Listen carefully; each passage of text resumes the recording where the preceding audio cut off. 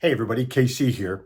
So last week I was having dinner with some folks at the NGA, all morning newsbeat readers, and I sort of tossed something out because I wasn't sure it was something I ought to do a commentary on, a FaceTime about. And they all said, no, that's a really, really good idea. So here I go. So I'm somewhat distressed, not somewhat, I am distressed by the idea that they're going back to edit Roald Dahl books to make the language fit the 21st century sensibilities.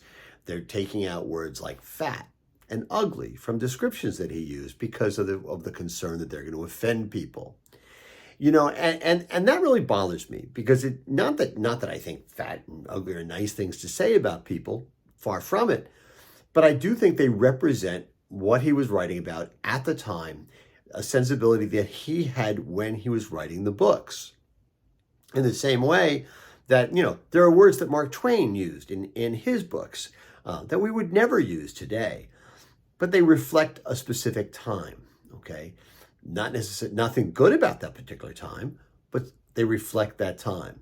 And now comes the word that they're actually going through all the James Bond novels to take out anything that seems overly sexist or racist because they want to bring them up to 21st century sensibilities.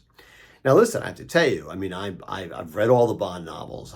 Frankly, I have them in a box somewhere. I think I bought them all for 75 cents when I was a teenager. And the thing is some of the language is very, very rough, okay, and really, really offensive. And it wasn't even just the books. Are they going to start editing the James Bond movies? There's a scene in Dr. No where Sean Connery tells Quarrel, who's his black assistant, he says, "Fetch my shoes." It made me wince the first time I saw that scene. It makes me wince even more now. Are they going to start cutting that stuff out too? There's a lot of places around where they're trying to adjust history to fit modern sensibilities, or because you don't want to have to deal with the realities of history. And there is a business lesson in here. Institutional knowledge is important. The only way we know where we are and how far we've come is if we're honest about where we've been. You have to understand where you've been and why you were there to understand how far you've come and to understand how far you still have to go. It's all part of a continuum.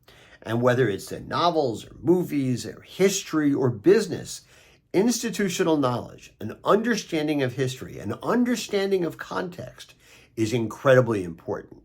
Those kinds of things should inform everything we do. I mean, it's no accident that when I started Morning Newsbeat 21 plus years ago, it was news in context. I think context is incredibly important, and ignoring the lessons of the past, ignoring the misdeeds of the past, ignoring the evils of the past, whether it's in history, literature, film, whatever it happens to be, or business, that's a real mistake because you end up working in a vacuum.